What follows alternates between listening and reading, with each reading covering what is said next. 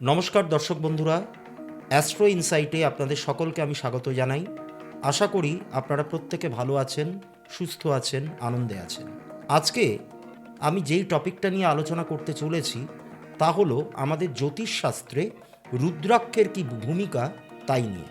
আমরা যারা অ্যাস্ট্রোলজিক্যাল যে পেশা যেটা তার সঙ্গে যারা যুক্ত, আমরা প্রায়শই রেমেডি নিয়ে নানান রকমের কথা বলে থাকি। আমাদের জন্মছকে যেরকম যেরকম সমস্যা থাকবে সেই অনুযায়ী আমাদেরকে রেমেডি সিলেক্ট করতে হবে। এবার এই রেমেডি বা প্রতিকার এটা তো অনেক রকমের হয়। প্রতিকার কত রকমের হতে পারে দেখুন, একদম আদি এবং অকৃত্রিম যে প্রতিকারের কথা, যেটা আমাদের মুনি ঋষিরা জ্যোতিষশাস্ত্রের বইগুলোতে লিখে গেছেন, লিপিবদ্ধ করেছেন, তা হলো মন্ত্র জপ করা এবং দান ধ্যান করা। এর থেকে বেটার প্রতিকার কিন্তু আর হয় না, এর বিকল্প কিন্তু আর হয় না। তারপরেই ওনারা যেই জিনিসটাকে স্থান দিয়েছেন বা প্রাধান্য দিয়েছেন সেটা হচ্ছে রুদ্রাক্ষ। রুদ্রাক্ষ অত্যন্ত আদি অনন্তকাল ধরে চলে আসছে এবং এটা আমাদের সংস্কৃতির সঙ্গে, বিশেষ করে আমাদের হিন্দু ধর্মের যে সংস্কৃতি তার সাথে কিন্তু এটা ওতপ্রোতভাবে জড়িত। জেমস্টোনও রেমেডি, কিন্তু সেটা অনেক পরে এসছে। জেমস্টোনের ব্যাপার নিয়ে আমি অনেক আলোচনা করেছি, তাই নিয়ে আমার কি ব্যক্তিগত মতামত সেটাও আপনাদেরকে জানিয়েছি। আমি যে ব্যক্তিগতভাবে জেমস্টোনকে খুব একটা প্রাধান্য দিই না, তার কি কি কারণ থাকতে পারে সেটা নিয়েও আমি কিন্তু আলোচনা করেছি, তাই ওইটা নিয়ে আলাদা করে আর বলবার কিছু নেই। মন্ত্র জপ করা এবং দান ধ্যান করা এইটা নিয়েও আমি ইতিপূর্বেই আলোচনা করে ফেলেছি আমার ভিডিওগুলোতে, আপনারা সেটা দেখে নিতে পারেন।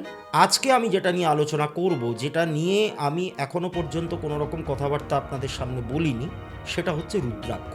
তো এই রুদ্রাক্ষ এটা কিন্তু অনেক ক্যাটেগরির রুদ্রাক্ষ হয়। এবার ক্যাটেগরি বা টাইপ বলতে আমি এখানে কি বোঝাচ্ছি, রুদ্রাক্ষ কত মুখী সেই অনুযায়ী রুদ্রাক্ষকে কিন্তু ভাগ করা হয়। তো আমি আজকে অল টোটাল 12মুখী রুদ্রাক্ষ পর্যন্ত আলোচনা করব এবং তার সাথে বিশেষ আরও কিছু রুদ্রাক্ষ রয়েছে যেটা নিয়ে আমি আপনাদের সাথে আলোচনা করব। তাহলে চলুন আমরা আজকে জেনে নিই কতমুখী রুদ্রাক্ষের কি কি ভূমিকা আমাদের জীবনে থাকতে পারে আর কোনগুলোকে আমরা কোন ক্ষেত্রে প্রতিকার হিসেবে ব্যবহার করতে পারি। শুরু করছি একমুখী রুদ্রাক্ষ দিয়ে। দেখুন, একমুখী রুদ্রাক্ষ যত মুখী আমাদের জন্মছকের সেই হাউসটা নিয়ে একটুখানি ভাববেন, তাহলে জিনিসটা আপনাদের কাছে একটুখানি বুঝতে সহজ হবে। একমুখী এবং আমাদের জন্মছকের প্রথম ভাব মানে হচ্ছে লগ্ন। লগ্ন মানে আমি যেই ব্যক্তি, যেই জাতক বা জাতিকার জন্মছক বিচার করছি তিনি নিজে। লগ্ন মানে হচ্ছে আমরা, যেটাকে আমরা ইংরেজিতে অ্যাসেন্ডেন্ট হাউসও বলে থাকি। তা লগ্ন ভাব হচ্ছে 1 নম্বর ঘর আর একমুখী রুদ্রাক্ষ। তাহলে এই রুদ্রাক্ষটা কোন কাজে লাগতে পারে? সাধারণত আমাদের ব্যক্তিত্বের যে উন্নতি, আমাদের পার্সোনালিটি ডেভেলপমেন্টের ক্ষেত্রে একমুখী রুদ্রাক্ষ কিন্তু প্রচণ্ড রকমভাবে কাজে আসে। এছাড়া আমরা যদি বারবার রোগের প্রকোপে পড়ি, শরীর স্বাস্থ্য আমাদের বিশেষ একটা ভালো যাচ্ছে না, বারবার করে রোগ ভোগে আমরা আক্রান্ত হয়ে পড়ছি, এই ক্ষেত্রেও কিন্তু একমুখী রুদ্রাক্ষ মারাত্মক রকমভাবে কাজে আসে। এবার আমি আসছি দুমুখী রুদ্রাক্ষের প্রসঙ্গে। দুমুখী আমাদের জন্মছকের সেকেন্ড হাউস। এবার সেকেন্ড হাউস বা দ্বিতীয় ভাব থেকে আমরা কি বিচার করি? ফুড, ফ্যামিলি, ফিন্যান্স, অর্থাৎ আমাদের খাদ্যাভ্যাস, আমাদের পরিবার কেমন হবে, আমাদের অর্থনৈতিক অবস্থা কেমন হবে, সবথেকে ইম্পর্টেন্ট যেটা আমাদের কমিউনিকেশন কেমন হবে, এই ব্যাপারগুলোকে আমরা বিচার করে থাকি সেকেন্ড হাউস থেকে। তাহলে দুমুখী রুদ্রাক্ষ কোন ক্ষেত্রে কাজে আসে? আমাদের পারিবারিক যদি কোনো অশান্তি চলে বা পারিবারিক টান নষ্ট যদি হয়ে যায়, তাহলে সেই সুখ শান্তি ফিরিয়ে আনার জন্য বা সেই সুখ শান্তিকে বজায় রাখার জন্য আমাদেরকে দুমুখী রুদ্রাক্ষ ধারণ করতে হবে। এছাড়া আমাদের অর্থের আগমনের মধ্যে যদি কোনো রকম ঘাটতি দেখা যায়, কোনো রকম বিঘ্ন দেখা যায়, তাহলে সেই জায়গাটাকেও কিন্তু শুধরানোর জন্য দুমুখী রুদ্রাক্ষ ধারণ করা হয়। তবে একটা কথা মাথায় রাখতে হবে, দুমুখী রুদ্রাক্ষ এমনি এমনি ধারণ করলে কিন্তু হবে না, এটাকে ধারণ করতে হবে গৌরীশঙ্কর রুদ্রাক্ষের সাথে। গৌরীশঙ্কর রুদ্রাক্ষ হচ্ছে একটি স্পেশাল টাইপের রুদ্রাক্ষ, যেটা নিয়ে আমি ভিডিওর প্রায় শেষে গিয়ে আলোচনা করব। তা দুমুখী রুদ্রাক্ষ যদি আপনাদেরকে ধারণ করতে হয় তাহলে সেটা কিভাবে করবেন? একটু কম্বাইন করে করতে হবে। একটা গৌরীশঙ্কর রুদ্রাক্ষ নেবেন এবং তার দুপাশে দুটো দুমুখী রুদ্রাক্ষ রাখবেন, আর এই 3টে রুদ্রাক্ষকে একসাথে কম্বাইন করে আপনাদেরকে পড়তে হবে। তাহলে গিয়েই কিন্তু আপনাদের আর্থিক উন্নতি হবে, পারিবারিক যে অশান্তিটা চলছে বা যে দ্বন্দ্বটা চলছে সেটা থেকে আপনারা বেরিয়ে আসতে পারবেন। এবার আমি আসি তিনমুখী রুদ্রাক্ষ। আমাদের জন্মছকের তৃতীয় ভাব বা থার্ড হাউস, যেটা নির্দেশ করে আমাদের ধৈর্য, আমাদের সাহস, আমাদের কমিউনিকেশনকেও কিছু কিছু ক্ষেত্রে নির্দেশ করে থাকে এই থার্ড হাউস। তা এইগুলো হচ্ছে আমাদের থার্ড হাউসের ভূমিকা। তাহলে তিনমুখী রুদ্রাক্ষও কিন্তু এই থার্ড হাউস সংক্রান্তই রেজাল্ট দেবে। আমাদের ধৈর্য বাড়াবে, আমাদের কনফিডেন্স বাড়াবে, আমাদের সাহস বাড়াবে। বিশেষ করে বাচ্চাদের ক্ষেত্রে, যাদের একটুখানি পড়াশোনায় অমনোযোগ তৈরি হচ্ছে, যারা কনফিডেন্স পাচ্ছে না, যারা মনঃসংযোগ করতে পারছে না, তাদের ক্ষেত্রে কিন্তু এই তিনমুখী রুদ্রাক্ষ বিশেষভাবে কাজে আসে। এবার আমরা আসি চারমুখী রুদ্রাক্ষের ক্ষেত্রে। দেখুন, আমাদের জন্মছকের যে চতুর্থ ভাব, লগ্ন সাপেক্ষে যেটা চতুর্থ ভাব, সেটা অনেক জিনিসকেই নির্দেশ করে। মূলত মায়ের সাথে সম্পর্ক, বাড়ি গাড়ি সম্পত্তি, মানসিক সুখ শান্তি এবং পড়াশোনা। এবার এই চারমুখী রুদ্রাক্ষের ভূমিকা কিন্তু শুধুমাত্র এই পড়াশোনার ক্ষেত্রেই। পড়াশোনাতে যারা অমনোযোগী হচ্ছেন, পড়াশোনায় যারা সফলতা পাচ্ছেন না, তাদের ক্ষেত্রে চারমুখী রুদ্রাক্ষ ব্যবহার করা হয়। এবার আপনারা বলতেই পারেন যে আপনি তো একটু আগেই বললেন যে তিনমুখী রুদ্রাক্ষ পড়াশোনার ক্ষেত্রে ব্যবহৃত হয়ে থাকে। হ্যাঁ, হয়ে থাকে, অবশ্যই হয়, কিন্তু সেটা বাচ্চাদের ক্ষেত্রে। কিন্তু চারমুখী রুদ্রাক্ষ যে কোনো বয়সের মানুষ যারা পড়াশোনার সঙ্গে যুক্ত, তাদের ক্ষেত্রেই কিন্তু চারমুখী রুদ্রাক্ষ কাজে আসে। তবে এখানে শুধুমাত্র একটা চারমুখী রুদ্রাক্ষ ধারণ করলে হবে না, এখানেও কিছু কম্বিনেশন আছে। কীরকম কম্বিনেশন? আপনাদেরকে দুটো চারমুখী রুদ্রাক্ষ এবং একটা তিনমুখী রুদ্রাক্ষ একসাথে কম্বাইন করে পড়তে হবে। কীরকমভাবে জিনিসটা তৈরি হবে? ওপরে দুটো চারমুখী রুদ্রাক্ষ থাকবে এবং তার ঠিক নিচটায় একটা তিনমুখী রুদ্রাক্ষ থাকবে। এইটাকে একসাথে কম্বাইন করে আপনাদেরকে পড়তে হবে। এবারে আমরা আসি পাঁচমুখী রুদ্রাক্ষের ক্ষেত্রে। পাঁচমুখী রুদ্রাক্ষ আমাদের জন্মছকের পঞ্চম ভাব। এবার পঞ্চম ভাব হচ্ছে খুবই গুরুত্বপূর্ণ একটি ভাব বা ঘর, যেখান থেকে আমরা প্রচুর জিনিসকে বিচার করি। যেমন শেয়ার মার্কেটে লগ্নি করা, সেখান থেকে আয় রোজগার কেমন হবে, আনন্দ বিনোদন, নাচ গান অভিনয় থিয়েটার নাটক, হ্যাঁ, এই ব্যাপারগুলোকে নির্দেশ করি। সন্তান লাভের ক্ষেত্রে আমরা ফিফথ হাউসটাকে বিচার করি। আমাদের মন মানসিকতা, আমাদের রুচিবোধ, আমাদের মেধা, এগুলোকেও নির্দেশ করি। বৈদিক মন্ত্রপাঠ, পূর্বজন্মের কৃতকর্মের ফল, এই সব কিছু কিন্তু ফিফথ হাউস থেকে বিচার করা হয়। তবে আমরা যখন পাঁচমুখী রুদ্রাক্ষের কথা বলবো, তখন কিন্তু আমাদেরকে মনে রাখতে হবে এটা শুধুমাত্র জপের মালা হিসেবেই কাজে লাগে, আমাদের আধ্যাত্মিক উন্নতির জন্য কাজে লাগে। পাঁচমুখী রুদ্রাক্ষের কিন্তু আর অন্য কোনো রকম ফাংশনিং নেই। এবার আপনারা বলতেই পারেন যে ফিফথ হাউস থেকে সন্তানের মতো এরকম একটা গুরুত্বপূর্ণ বিষয় বিচার করা হচ্ছে, তাহলে সেখানে পাঁচমুখী রুদ্রাক্ষ সন্তান লাভের ক্ষেত্রে কেন কার্যকরী নয়? হ্যাঁ, কার্যকরী নয়। এখানে পাঁচমুখী রুদ্রাক্ষের অ্যাজ কোনো ভূমিকা নেই। সন্তান লাভে যাদের বাধা আছে তাদেরকে অন্য উপায় ভাবতে হয়। তাদের ক্ষেত্রে গোপাল কবচ, দুর্গা কবচ, যাদের গর্ভধারণে একটুখানি প্রবলেম আছে, বারবার করে মিসক্যারেজ হয়ে যাচ্ছে, তাদের ক্ষেত্রে সাবর মন্ত্রের কবচ, এরকম ইত্যাদি ইত্যাদি কবচ দিয়ে কিন্তু কাজ করাটা সেখানে অনেক বেশি দরকারি হয়ে পড়ে। সেখানে কিন্তু রুদ্রাক্ষের সেই অর্থে কোনো ভূমিকা থাকে না। তাহলে পাঁচমুখী রুদ্রাক্ষের একটাই কিন্তু ফাংশন, সেটা হচ্ছে জপের মালা হিসেবে কাজে লাগে, আধ্যাত্মিক উন্নতির জন্য কাজে লাগে। এবার আমি আসি ছয়মুখী রুদ্রাক্ষের ক্ষেত্রে। আমাদের জন্মছকের যে ষষ্ঠ ভাব, সেখান থেকে আমরা অনেক কিছুই কিন্তু বিচার করি, কিন্তু ছমুখী রুদ্রাক্ষকে আমরা ওইগুলোর সাথে খুব একটা কানেক্টেড কিন্তু করতে পারবো না। সিক্সথ হাউস থেকে আমরা রোগের বিচার করি, কিন্তু রোগের ক্ষেত্রে সমস্যা দেখা দিলে আমরা কিন্তু একমুখী রুদ্রাক্ষ ধারণ করি, এটা আমি আগেও আপনাদেরকে বলেছি। আমরা চাকরির ক্ষেত্রে সিক্সথ হাউসকে বিচার করি, চাকরি বা দৈনন্দিন পরিশ্রম এগুলোকে সিক্সথ হাউস থেকে বিচার করা হয়, কিন্তু চাকরির ক্ষেত্রে এই ছমুখী রুদ্রাক্ষ কিন্তু খুব একটা কার্যকরী নয়। চাকরির জন্য যেই রুদ্রাক্ষটা কাজে আসে সেটা নিয়ে আমরা পরে আলোচনা করছি। তাহলে ছয়মুখী রুদ্রাক্ষটা কেন কাজে লাগে? দেখুন, যেই কারণে এটা কাজে লাগে সেটাকে কিন্তু আপনারা সিক্সথ হাউসের সাথে কখনোই রিলেট করতে পারবেন না। কীরকম? যাদের মধ্যে বারবার করে আত্মহত্যা করবার একটা প্রবণতা লক্ষ্য করা যায়, অর্থাৎ সুইসাইডিয়াল টেন্ডেন্সি যাদের মধ্যে রয়েছে তাদের ক্ষেত্রে কিন্তু এই ছমুখী রুদ্রাক্ষ বিশেষভাবে কাজে আসে।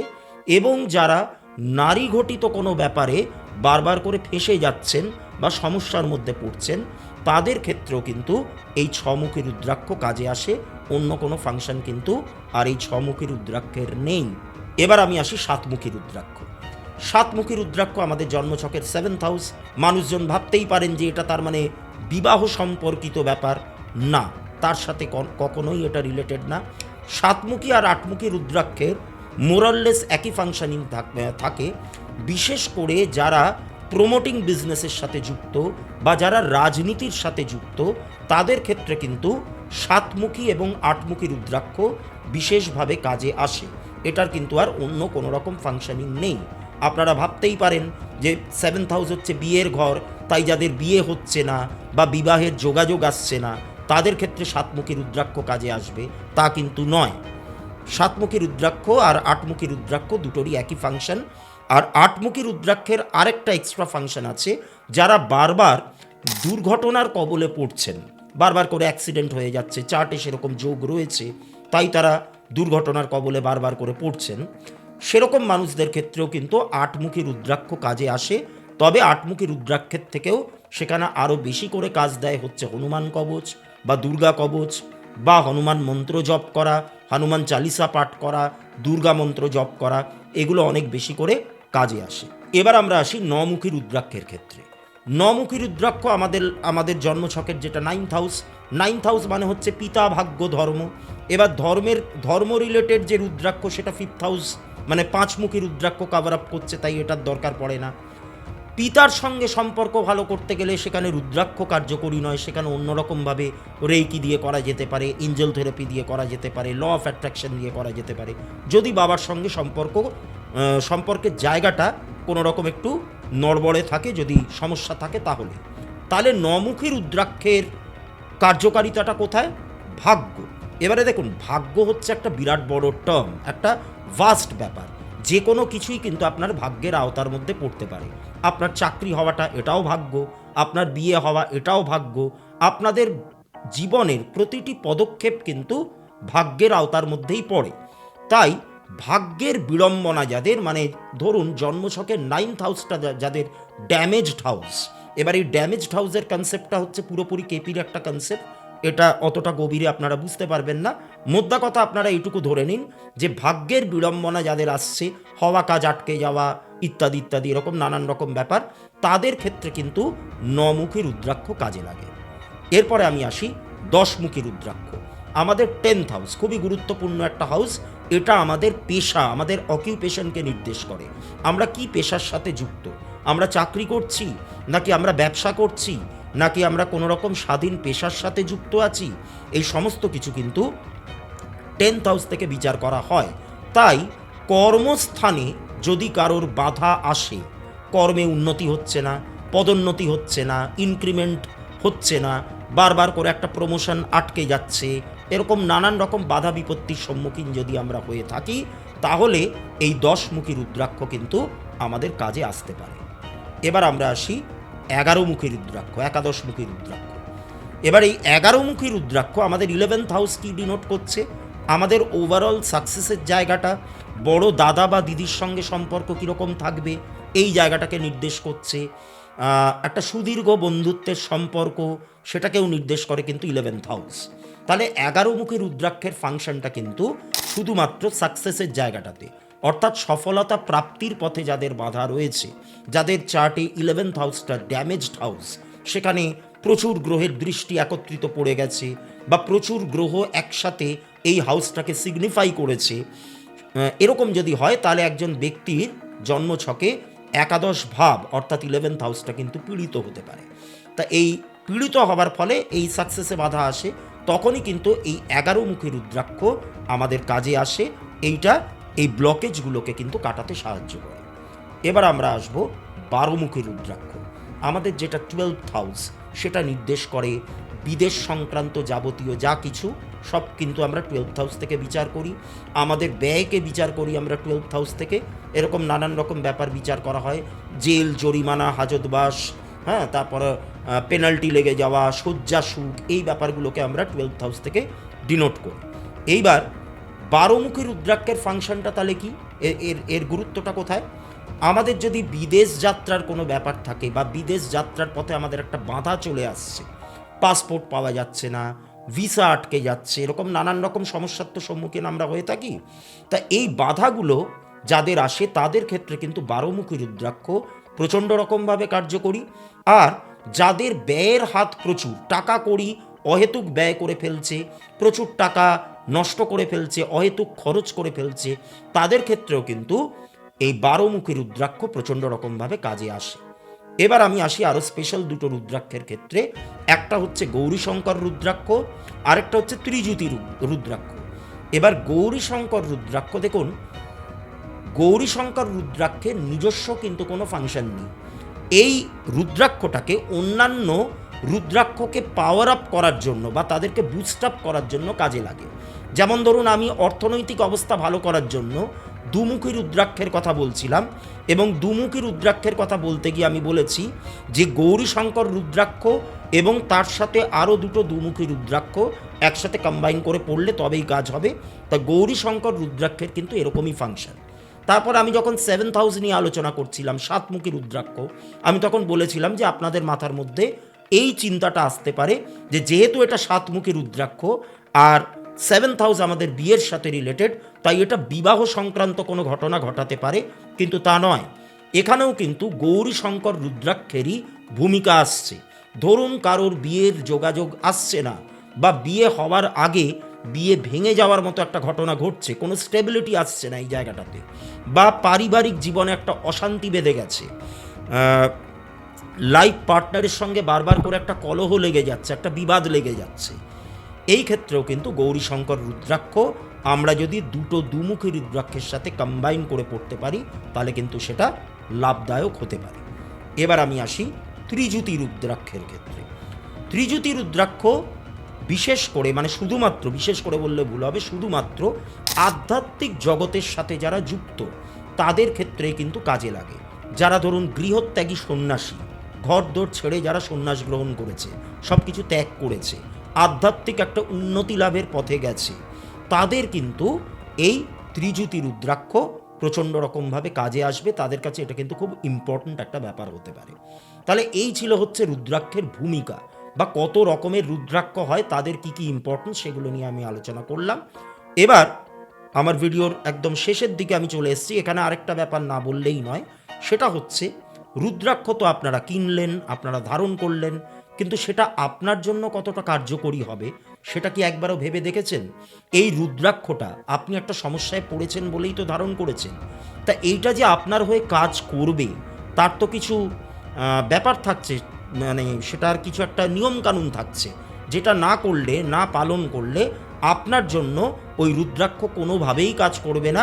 ওই পড়াটাই বৃথা হয়ে যাবে, অর্থটাই শুধু ব্যয় হবে, লাভের লাভ কিছুই হবে না। তাহলে কি করতে হবে? যখনই কোনো রুদ্রাক্ষ ধারণ করছেন তখন সেই রুদ্রাক্ষটা আপনার নামে সংকল্প করে তার একটা পুজো দিতে হবে, এবং সেই রুদ্রাক্ষকে ভালো করে শোধন করতে হবে। শোধন করার পদ্ধতি কি? দুধ আর গঙ্গা জল, অর্থাৎ কাঁচা দুধ মেশাবেন এবং গঙ্গা জল মেশাবেন, তার একটা মিক্সচার করবেন, নিয়ে যে কোনো তামার পাত্রে ওই মিক্সচারটাকে রাখবেন।